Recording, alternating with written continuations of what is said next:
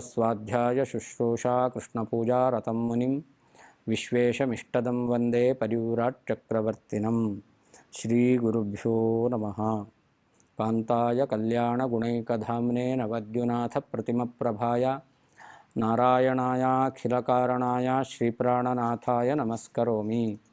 अनाकुलं गोकुलमुल्ललासा यत्पालितं नित्यमनाविलात्मा तस्मै नमो नीरदनीलभासे कृष्णाय कृष्णारमणप्रियाय। अपित्रिलोक्या बहिरुल्लसन्ति तमोहरन्ति मुहुरान्तरञ्च दिश्यादृशं नो विशदां जयन्ती ಮಧ್ವಸ್ಯ ಕೀರ್ತಿರ್ದಿನನಾಥ ದೀಪ್ತಿಂ. ತಾಯಿ ವಾಸುದೇವನನ್ನು ವಾಸುದೇವನ ಸಹೋದರನ ಬಳಿಯಲ್ಲಿ ಬಿಟ್ಟು ಕೆಲಸಕ್ಕೆ ಹೋಗಿದ್ದಾಳೆ. ವಾಸುದೇವ ಸ್ವಲ್ಪ ಹೊತ್ತಾದ ಮೇಲೆ ಅಳ್ಳಿಕ್ಕೆ ಪ್ರಾರಂಭ ಮಾಡಿದ ಅಂತ ಹಿಂದೆ ಮನನ ಮಾಡಿದ್ದೆವು. ಆ ಮಗುವನ್ನು ವಾಸುದೇವನ ಸಹೋದರಿ ಸಮಾಧಾನ ಮಾಡ್ತಾ ಇದ್ದಾಳೆ. ಅಳಬೇಡ ಅಳಬೇಡ, ನೀ ಚಿನ್ನ ರನ್ನ ಮುದ್ದು ಅಂತ ಎಲ್ಲ ರೀತಿಯಿಂದ ಆ ಮಗುವನ್ನು ಅವಳು ಮುದ್ದು ಮಾಡಿ ಅಳಬೇಡ ಅಂತ ಸಮಾಧಾನ ಮಾಡ್ತಾ ಇದ್ದಾಳೆ. ಆದರೂ ಆ ಮಗುವಿನ ಅಳು ನಿಲ್ತಾ ಇಲ್ವಂತೆ. ಕೊನೆಯಲ್ಲಿ ಪುನಃ ಹೇಳ್ತಾಳೆ, ತಾಯಿ ಈಗ ಬರ್ತಾಳೆ, ಬೇಗ ಬರ್ತಾಳೆ, ಅಷ್ಟೇ ಅಲ್ಲ ನಿನಗೆ ಏನು ಇಷ್ಟವಾದದ್ದೋ ಅದನ್ನು ತರಲಿಕ್ಕೋಸ್ಕರ ಹೋಗಿದ್ದಾಳೆ ಅಂತ ಈ ರೀತಿಯಲ್ಲಿ ಸಮಾಧಾನ ಮಾಡ್ತಾ ಇದ್ದಾಳಂತೆ. ಆದರೆ ಇದೆಲ್ಲ ಲೋಕದಲ್ಲಿ ಸಮಾಧಾನ ಮಾಡತಕ್ಕಂತಹ ಕ್ರಮ. ಆದರೆ ಮಗು ಇದು ಯಾವುದನ್ನು ಕೇಳಿಸಿಕೊಳ್ಳುವಂತಹ ವಯಸ್ಸಿನಲ್ಲಿಲ್ಲ. ಇನ್ನೂ ಸಣ್ಣ ಮಗು ಹಾಲು ಕುಡಿಯತಕ್ಕಂಥದ್ದು, ಇನ್ನೂ ಅಂಬೆಗಾಲಿಟ್ಟಿಲ್ಲ. ಹಾಗಾದರೆ ಆ ಮಗುವಿಗೆ ರನ್ನ ಅಂದ್ರೇನು, ಚಿನ್ನ ಅಂದ್ರೇನು, ಅಥವಾ ನಿನಗೆ ಚಿನ್ನವನ್ನೇ ತಂದುಕೊಡ್ತಾಳೆ ಅಂತಂದರೂ ಆ ಮಗುವಿಗೆ ಏನು ಅರ್ಥ ಆಗುತ್ತೆ? ಆದರೂ ಕೂಡ ಲೋಕದಲ್ಲಿ ಈ ರೀತಿಯಲ್ಲಿ ನಾವು ಸಮಾಧಾನ ಮಾಡ್ತೇವೆ ಅಂತ ತಿಳಿದಿರತಕ್ಕಂಥದ್ದು. ಹಾಗೆ ವಾಸುದೇವನನ್ನು ಆ ಹೆಣ್ಮಗಳು ಸಮಾಧಾನ ಮಾಡ್ತಾ ಇದ್ದಾಳೆ. ಅದು ಅಳ್ಳಿಕ್ಕೆ ಪ್ರಾರಂಭ ಮಾಡಿತು. ಅದು ನಿಜವಾದ ಅಳು ಅಂತಾಗಿದ್ದರೆ ಆವಾಗ ಅದು ನಿಲ್ತಿತ್ತೋ ಏನೋ. ಆದರೆ ಲೋಕದಲ್ಲಿ ಮಕ್ಕಳು ಹೇಗೆ ಅಳ್ತಾರೆ ಅನ್ನೋದನ್ನು ತೋರಿಸ್ಲಿಕ್ಕೋಸ್ಕರ ಅಳ್ತಾ ಇರೋದು. ಅಂದರೆ ವಾಯುದೇವರಿಗೆ ಅಳು ಎಂಬತಕ್ಕಂಥದ್ದಿಲ್ಲ. ಹಾಗಾದ್ರೆ ಈಗ ಅಳ್ತಾರೆ ಅಂತಂದರೆ ಯಾವ ರೀತಿ ಅಳ್ತಾರೆ ಅಂತ ತೋರಿಸ್ಲಿಕ್ಕೆ ಅಳ್ತಾ ಇರೋದು. ಅದರಿಂದಾಗಿ ಅಳು ನಿಲ್ತಾ ಇಲ್ವಂತೆ. ಅದನ್ನು ವರ್ಣನೆ ಮಾಡ್ತಾರೆ, ರೋದೆ ಕ್ರಿಯಾ ಸಮವಿಹಾರತಯೇವ ವೃತ್ತೇ ಅಂತ. ಅಳು ಜೋರು ಆಗ್ತಾ ಇದೆ. ಮಗು ಯಾವಾಗಲೂ ಹಾಗೆ, ಮೊದಲು ಆ ಅಂತ ಅಳುತ್ತೆ, ಆಮೇಲೆ ಕೈಕಾಲು ಬಡಿಯುತ್ತೆ, ಆಮೇಲೆ ಉಸಿರು ಕಟ್ಟೋ ಹಾಗೆ ಅಳುತ್ತೆ. ಆ ರೀತಿಯಲ್ಲಿ ಆ ವಾಸುದೇವ ಅಳ್ತಾ ಇದ್ದಾನಂತೆ. ಆದರೆ ಪೋತಸ್ಯ ಮಾತರಿಚಿರಾದಪಿ ನಾಗತಾಯಾಂ, ಆ ತಾಯಿ ಮಾತ್ರ ಎಷ್ಟು ಹೊತ್ತಾದರೂ ಕೂಡ ಇನ್ನೂ ಬರ್ತಾನೇ ಇಲ್ಲ. ಪಾಪ ಆ ಹೆಣ್ಮಗಳು ಮಗುವನ್ನು ಅನೇಕ ರೀತಿಯಲ್ಲಿ ಸಮಾಧಾನ ಮಾಡಿದ್ಲು. ಆದರೆ ಮಗು ನಿಲ್ಲಿಸ್ತಾ ಇಲ್ಲ. ಕೊನೆಯಲ್ಲಿ ಮಗುವನ್ನು ಕೈಯಲ್ಲಿ ಎತ್ತುಕೊಂಡು ದಾರಿಯ ಮನೆಯ ಬಾಗಿಲಲ್ಲಿ ನಿಂತ್ಕೊಂಡು, ನೋಡು ಅದನ್ನು ನೋಡು, ಇದು ನೋಡು, ಅಮ್ಮ ಬಂದು ನೋಡು ಅಂತ ಸಮಾಧಾನ ಮಾಡ್ತಾ ಇದ್ದಾಳಂತೆ. ಜಗ್ರಾಹ ಬಾಲಮತ ಚೈಕ್ಷತ ಮಾತೃ ಮಾರ್ಗಂ ಅಂತ ಆ ಮಗುವನ್ನು ಹಿಡ್ಕೊಂಡು ಅಮ್ಮ ಬಂದಳ ಅಂತ ನೋಡ್ತಾ ಇದ್ದಾಳೆ, ನೋಡ್ತಾನೇ ಇದ್ದಾಳೆ. ಆದರೂ ತಾಯಿ ಬರಲಿಲ್ಲಂತೆ. ಹೀಗೆ ಮಗು ಅಳ್ತಾ ಇದೆ, ಸಮಾಧಾನ ಮಾಡಲಿಕ್ಕೆ ಆಗ್ತಾ ಇಲ್ಲ, ತಾಯಿ ಬರಲಿಲ್ಲ, ಏನು ಮಾಡಬೇಕು ಎಂಬುದಾಗಿ ಆ ಹೆಣ್ಣುಮಗಳಿಗೆ ಗೊತ್ತಾಗಲಿಲ್ಲ. ಮುಂದೇನಾಯಿತು? ಕರ್ತವ್ಯ ಮೌಢ್ಯಮಭಿಪದ್ಯ ನಿರೂಪ್ಯ ಸಾತಂ ಪ್ರಾಭೋಜಯತ್ ಖಲು ಕುಲಿತ್ಥ ಕುಲಂ ಪ್ರಪಕ್ವಂ ಶೀತಂಪಯೋಪಿ ಸತತಂ ಪರಿಪಾಯಯಂತಿ ಯಸ್ಯೋಷ್ಣ ರೋಗಮತಿವೇಲಮಶಂಕತಾಂಬ. ಏನು ಮಾಡಬೇಕು ಅಂತ ತಿಳಿಲಿಲ್ಲ. ಮಗು ಅಳು ನಿಲ್ಲಿಸ್ತಾ ಇಲ್ಲ. ಆಗ ಏನಾದರೂ ಮಾಡಿ ಮಗುವಿನ ಅಳುವನ್ನು ನಿಲ್ಲಿಸಬೇಕು ಎಂಬುದಾಗಿ ಏನಾದರೂ ಆಹಾರ ಕೊಟ್ಟು ನೋಡೋಣ ಅಂತ ಆ ಹೆಣ್ಣುಮಗಳು ಆಹಾರವನ್ನು ಹುಡುಕ್ತಾಳಂತೆ. ಪಾಪ ಬಡತನ ಅವರಿಗೆ, ಮನೆಯಲ್ಲಿ ತಿನ್ನಲಿಕ್ಕೆ ಬೇಕಾದ ಯಾವ ವಸ್ತು ಆ ಹೆಣ್ಣುಮಗಳಿಗೆ ಸಿಗಲಿಲ್ಲ. ಇರಲೂ ಇಲ್ಲವೋ ಏನೋ. ಆಗೇನು ಮಾಡಬೇಕು? ಮನೆಯಲ್ಲಿ ಆ ಹಸುವಿಗೆ ಕೊಡಲಿಕ್ಕೆ ಸ್ವಲ್ಪ ಹುರುಳಿಕಾಳನ್ನು ಬೇಯಿಸಿಟ್ಟಿದ್ದಾರಂತೆ. ನೋಡ್ತಾಳೆ, ಬೇರೆ ಏನು ವಸ್ತು ಸಿಗಲಿಲ್ಲ. ಕುಲಿತ್ಥ ಕುಲಂ ಪ್ರಪಕ್ವಂ, ಚೆನ್ನಾಗಿ ನೀರಿನಲ್ಲಿ ಬೆಂದಿರುವಂತಹ ಒದ್ದೆಯಾಗಿರ್ತಕ್ಕಂತಹ ಆ ಹುರುಳಿಕಾಳುಗಳನ್ನು ಆ ಮಗುವಿಗೆ ಒಂದೊಂದೇ ಬಾಯಲ್ಲಿ ಇಡ್ತಾ ಇದ್ದಾಳಂತೆ. ಯಾವಾಗ ಹುರುಳಿಕಾಳನ್ನು ಮಗುವಿನ ಬಾಯಲ್ಲಿಟ್ಲೋ ಆ ಮಗುವಿನ ಅಳು ನಿಂತು ಹೋಯ್ತಂತೆ. ಪುನಃ ಒಂದೆರಡು ಕಾಳು ಇಟ್ಲು, ಮಗು ಅಳು ನಿಲ್ಲಿಸ್ತು. ಸರಿ, ಅಳು ನಿಂತಿದೆಯಲ್ಲ, ಸುಮ್ಮನಾದ್ಲು. ಆದರೆ ಪುನಃ ಅಳ್ಳಿಕ್ಕೆ ಪ್ರಾರಂಭ ಆಯಿತು. ಪುನಃ ಅಳ್ಳಿಕ್ಕೆ ಪ್ರಾರಂಭ ಮಾಡಿದಾಗ ಉಪಾಯವನ್ನು ಮಾಡಿದ್ಲು, ಅದು ಅಳು ನಿಲ್ಲಿಸಲಿಲ್ಲ. ಪುನಃ ಇನ್ನೊಂದಷ್ಟು ಹುರುಳಿಕಾಳನ್ನೇ ಅದರ ಬಾಯಿಗೆ ಇಟ್ಟಿದ್ದಾಳಂತೆ. ಹೀಗೆ ಮನೆಯಲ್ಲಿ ಹಸುವಿಗೋಸ್ಕರ ತಿನ್ನಲಿಕ್ಕೆ ಇಟ್ಟಂತಹ ಹುರುಳಿಕಾಳನ್ನು ಅಷ್ಟನ್ನು ಮಗುವಿಗೆ ತಿನ್ನಿಸಿದ್ದಾಳೆ. ಆ ಮಗು ಆಗ ಅಳು ನಿಲ್ಲಿಸಿದೆಯಂತೆ.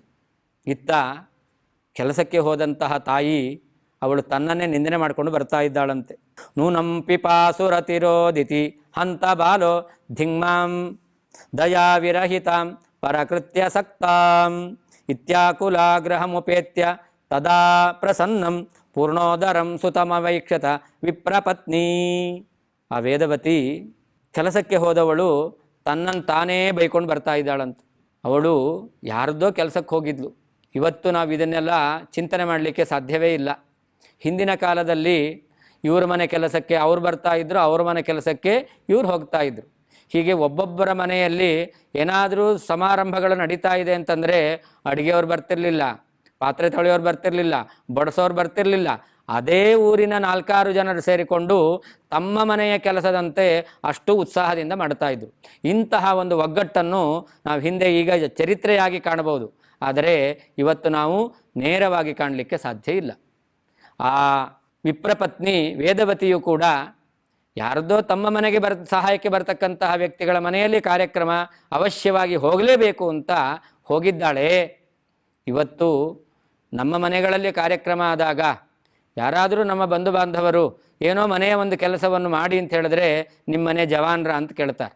ನಮ್ಮ ಹತ್ತಿರದ ಬಂಧುಗಳಲ್ಲಿಯೂ ಕೂಡ ನಾವು ಇಷ್ಟು ಡಿಸ್ಟೆನ್ಸನ್ನು ಮೇಂಟೈನ್ ಮಾಡ್ತಾ ಇದ್ದೇವೆ. ಹತ್ತಿರದವರು ಅಂತ ಹೇಳ್ಕೊಳ್ತೇವೆ, ಯಾರೂ ಕೂಡ ಮನೆಯಲ್ಲಿ ಒಂದು ಸಣ್ಣ ಕೆಲಸಕ್ಕೂ ಯಾರೂ ಬರೋದಿಲ್ಲ. ಏಕೆ ಎಲ್ಲವನ್ನೂ ಕೂಡ ನಾವು ಕಾಂಟ್ರಾಕ್ಟ್ ಕೊಟ್ಟೆ ಮಾಡ್ತಾ ಇದ್ದೇವೆ. ಆದ್ದರಿಂದಲೇ ನಮ್ಮಲ್ಲಿ ಈ ಬಾಂಧವ್ಯ ಎಂಬತಕ್ಕಂಥದ್ದು ದೂರ ಆಗ್ತಾ ಇದೆ. ಬಾಂಧವ್ಯ ಉಳಿತಾ ಇತ್ತು. ಎಲ್ಲ ಕೆಲಸಗಳಲ್ಲಿ ನಮ್ಮದು ಅಂತ ನಾವು ಇನ್ವಾಲ್ವ್ ಆಗಿದ್ದರೆ ಆ ಬಾಂಧವ್ಯ ಉಳಿತಾ ಇತ್ತು. ಆದರೆ ಆ ಕೆಲಸಗಳಿಗೆ ಕೆಲಸಗಾರನ ಇಟ್ಕೊಂಡಿರೋದ್ರಿಂದಾಗಿ ನಮ್ಮ ಬಂಧುತ್ವ ಎಂಬತಕ್ಕಂಥದ್ದು ದೂರ ಆಗ್ತಾ ಇದೆ. ಅದು ನಮಗೆ ಸರಿಯಾಗಿ ತಿಳಿದು ಬರ್ತಾ ಇಲ್ಲ. ಆದರೆ ಆಗಿನ ಕಾಲ ಅದರಿಂದಾಗಿ ಅಷ್ಟು ವಿಶ್ವಾಸದಿಂದ ಒಬ್ಬರು ಇನ್ನೊಬ್ಬರ ಮನೆಯಲ್ಲಿ ಹೋಗಿ ಕೆಲಸ ಮಾಡ್ತಾ ಇದ್ದರು. ಹಾಗೆ ಈ ವೇದವತಿಯು ಕೂಡ ಹೋಗಿ ಬರ್ತಾ ಇದ್ದಾಳೆ. ಅವಳು ಯೋಚನೆ ಮಾಡ್ತಾಳಂತೆ, ಎಷ್ಟು ಹೊತ್ತಾಯಿತು ನಾನು ಹೋಗಿ, ಮಗು ಎಷ್ಟು ಅಳ್ತಾ ಇದೆಯೋ, ಹಸಿವಾಗಿರುತ್ತೆ, ಆ ಹಸಿವಿನಿಂದ ಅಳ್ತಾ ಇರುತ್ತೆ. ಪಾಪ ನಾನು ಮಗುವಿನ ಯೋಚನೆಯನ್ನು ಬಿಟ್ಟು ಇನ್ನೊಬ್ಬರ ಕೆಲಸಕ್ಕೋಸ್ಕರ ನಾನು ಹೋದೆನಲ್ಲ ಅಂತ ಧಿಂಗ್ಮಾಂ ದಯಾ ವಿರಹಿತಾಂ, ಮಗುವಿನ ಮೇಲೆ ಕರುಣೆ ಇಲ್ಲದೇನೆ ಇನ್ನೊಬ್ಬರ ಕೆಲಸವನ್ನು ಮಾಡ್ತಾ ಇದ್ದೇನೆ ಅಂತ ನಿಂದನೆ ಮಾಡಿಕೊಂಡು ಬರ್ತಾ ಇದ್ದಾಳಂತೆ. ಮನೆಗೆ ಗಡಿಬಿಡಿಯಿಂದ ಬಂದು ಕೂಡಲೇ ಬಾಗಿಲು ತೆಗೆದು ಮನೆ ಒಳಗಡೆ ಪ್ರವೇಶ ಮಾಡಿ ಮಗುವಿನನ್ನು ನೋಡ್ತಾಳೆ.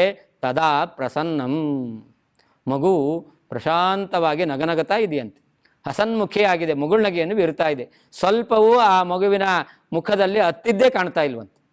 ತದಾ ಪ್ರಸನ್ನಂ ಪೂರ್ಣೋದರಂ. ಅಷ್ಟೇ ಅಲ್ಲ, ಮಗುವಿಗೇನಾದರೂ ಹಸಿವೆಯಾಗಿದೆಯಾ ಅಂತ ಸ್ವಲ್ಪ ಹೊಟ್ಟೆಯನ್ನು ಮುಟ್ಟು ನೋಡ್ತಾಳೆ.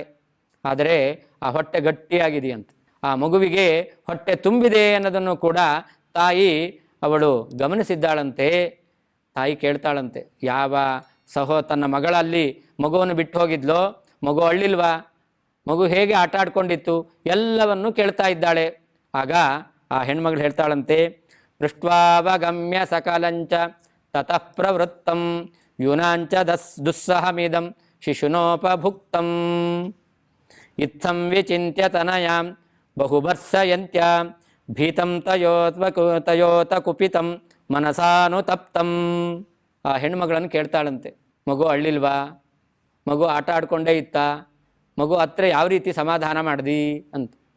ಆಗ ಅವಳು ಹೇಳ್ತಾಳೆ, ನಿನ್ನ ಕೆಲಸಕ್ಕೆ ಅಂತ ಹೋಗಿದ್ದಿ, ನನಗಾದಂಥ ಕಷ್ಟ ನನಗೇ ಗೊತ್ತು ಅಂತ ಅವಳು ಹೇಳ್ತಾಳಂತೆ. ಮಗು ಮೊದಲು ಆಟ ಆಡ್ತಾ ಇರಬೇಕಾದ್ರೆ ಆ ಮಗುವಿನ ಜೊತೆಯಲ್ಲಿ ಕಾಲ ಕಳೀಲಿಕ್ಕೆ ಸಂತೋಷ ಇರುತ್ತೆ. ಆ ಮಗು ಅಳ್ಳಿಕ್ಕೆ ಪ್ರಾರಂಭ ಮಾಡ್ತು ಅಂತಂದರೆ ಅದನ್ನು ಸಮಾಧಾನ ಮಾಡಬೇಕಾದ್ರೆ ನಮ್ಮ ಪ್ರಾಣವೇ ಹೋಗುತ್ತೆ.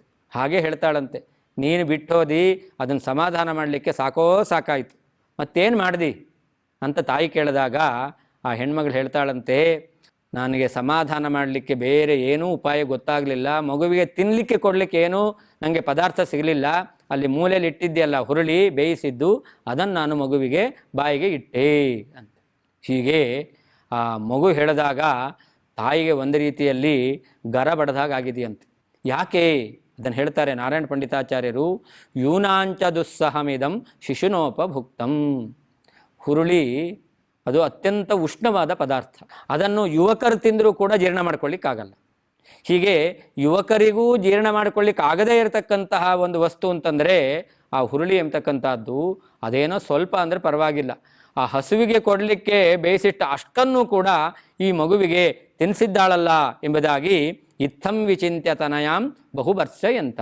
ಹೋಗಿ ಎಂಥ ಕೆಲಸ ಮಾಡಿದಿ, ಎಷ್ಟು ಕಷ್ಟಪಟ್ಟು ದೇವತಾರಾಧನೆಯನ್ನು ಮಾಡಿ ಭಗವಂತನ ಸೇವೆಯನ್ನು ಮಾಡಿ ಈ ಮಗುವನ್ನು ಪಡೆದಿದ್ದೇವೆ, ಈ ಮಗುವಿಗೆ ಹೋಗಿ ಆ ಹುರುಳಿ ತಿನ್ನಿಸಿದ್ದೀಯಲ್ಲ ಅಂತ ಚೆನ್ನಾಗಿ ಮಗುವನ್ನು ಬೈದಿದ್ದಾಳೆ, ತನ್ನನ್ನು ನಿಂದನೆ ಮಾಡಿಕೊಂಡಿದ್ದಾಳಂತೆ.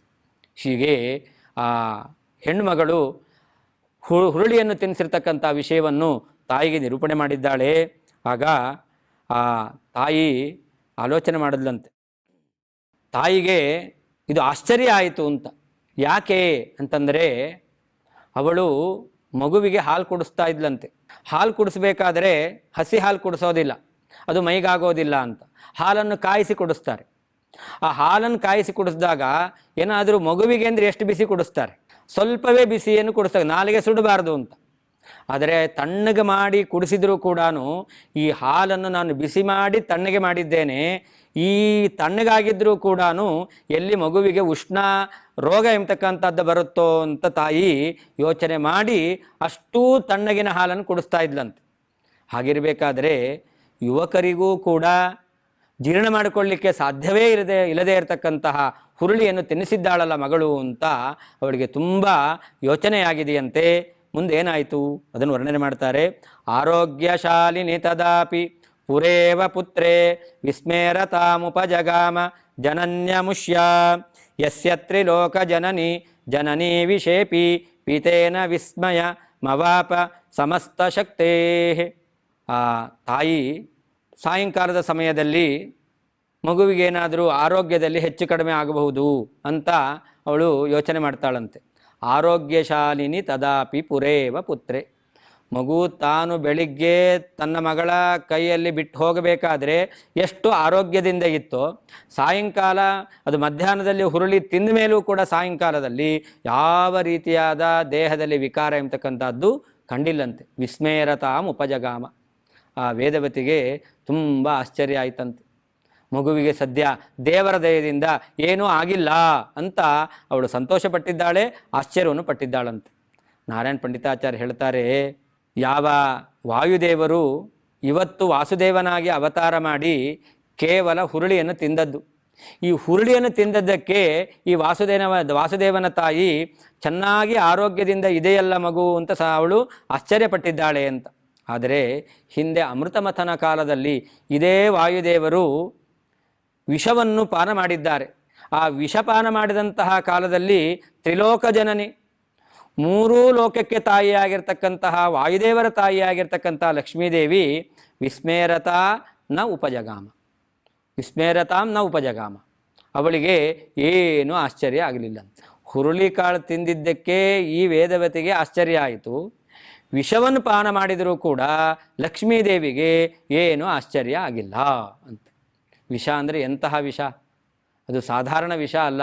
ಕಾಲಕೂಟ ವಿಷ ಎಂಬತಕ್ಕಂಥದ್ದು ಆ ಅಮೃತ ಮಥನ ಕಾಲದಲ್ಲಿ ಕ್ಷೀರ ಸಮುದ್ರದಿಂದ ಉತ್ಪನ್ನವಾಗಿರ್ತಕ್ಕಂಥದ್ದು, ಅದರ ಗಾಳಿಯಿಂದಲೇ ಎಲ್ಲರೂ ಕೂಡ ಮೂರ್ಛಿತರಾಗುತ್ತಾರಂತೆ.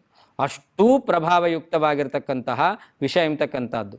ಅಂತಹ ವಿಷವನ್ನು ವಾಯುದೇವರು ಕುಡಿದಿದ್ದಾರೆ ಎಂಬುದಾಗಿ ಕೇಶಿ ವಿಷಸ್ಯ ಪಾತ್ರೇಣ ಯದ್ ರುದ್ರೇಣ ಅಪಿಬತ್ಸಹ ಎಂಬುದಾಗಿ ವೇದಮಂತ್ರ ವಾಯುದೇವರು ಕ್ಷೀರ ಸಮುದ್ರ ಮಥನ ಕಾಲದಲ್ಲಿ ಆ ವಿಷವನ್ನು ಪಾನ ಮಾಡಿದವರು, ರುದ್ರದೇವರು ಪಾನ ಮಾಡಿದ್ದು ಅಂತ ಭಾಗವತ ಕಥೆ ಹೇಳುತ್ತೆ. ಇದು ಕೇವಲ ಆ ರುದ್ರದೇವರು ಪಾನ ಮಾಡಬೇಕು ಅಂತ ಬಯಸಿದ್ದಾರೆ, ಅವರ ಬಯಕೆ ಈಡೇರಲಿ ಅಂತ ಹೇಳಿ ವಾಯುದೇವರು ನಿಸ್ಸತ್ವವಾದ ವಿಷವನ್ನು ಕೊಟ್ಟರು. ಅದನ್ನೂ ಕೂಡ ಆ ರುದ್ರದೇವರಿಗೆ ಜೀರ್ಣ ಮಾಡಿಕೊಳ್ಳಿಕ್ಕೆ ಆಗಲಿಲ್ಲ. ಆದ್ದರಿಂದಲೇ ಅವರು ವಿಷಕಂಠ, ನೀಲಕಂಠ, ಶ್ರೀಕಂಠ ಅಂತ ಈ ಹೆಸರನ್ನು ಪಡೆದರು. ಆಮೇಲೆ ತಮ್ಮ ಆ ವಿಷದ ಬಾಧೆಯನ್ನು ಪರಿಹಾರ ಮಾಡಿಕೊಳ್ಳಿಕ್ಕೋಸ್ಕರ ಗಂಗಾಧರರಾದರು, ಚಂದ್ರಶೇಖರರಾದರು, ಅಹಿಭೂಷಣರಾದರು ಎಂಬುದಾಗಿ ನಾವು ಕಥೆಯನ್ನು ಕೇಳ್ತೇವೆ. ಆ ರುದ್ರದೇವರಿಗೆ ವಿಷ ಎಂಬತಕ್ಕಂಥದ್ದು ಜೀರ್ಣ ಆಗಲಿಲ್ಲ ಅಂತ ಆ ಭಾಗವತ ನಿರೂಪಣೆಯನ್ನು ಮಾಡಿದೆ. ಅದರಿಂದಾಗಿ ಆ ರುದ್ರದೇವರು ವಿಷಪಾನವನ್ನು ಮಾಡಿದ್ದಲ್ಲ, ವಾಯುದೇವರೇ ವಿಷವನ್ನು ಪಾನ ಮಾಡಿದ್ದು. ಅಂತಹ ವಿಷವನ್ನೇ ಪಾನ ಮಾಡಿದಂತಹ ವಾಯುದೇವರಿಗೆ ಆ ಸಂದರ್ಭದಲ್ಲಿ ಅವನ ವಾಯುದೇವರ ಸಾಮರ್ಥ್ಯವನ್ನು ತಿಳಿದಂತಹ ತ್ರಿಲೋಕ ಜನನಿ ಆ ಲಕ್ಷ್ಮೀದೇವಿ ಅವಳಿಗೆ ಆಶ್ಚರ್ಯ ಆಗಲಿಲ್ಲ. ಆದರೆ ವಾಸುದೇವನಾಗಿದ್ದಾಗ ಇವನು ಜಗತ್ತಿಗೆ ಒಡೆಯನಾಗಿರ್ತಕ್ಕಂಥ ವಾಯುದೇವ ಎಂಬುದಾಗಿ ವೇದವತಿಗೆ ಗೊತ್ತಿಲ್ಲ. ಆದ್ದರಿಂದಾಗಿ ವಿಸ್ಮೇರತಾಂ ಉಪಜಗಾಮ, ಅವಳು ಆಶ್ಚರ್ಯ ಹೊಂದಿದ್ದಾಳೆ, ಆ ಮಗುವಿಗೆ ಏನೂ ಆಗಲಿಲ್ಲ ಅಂತ ಸಂತೋಷಪಟ್ಟಿದ್ದಾಳೆ.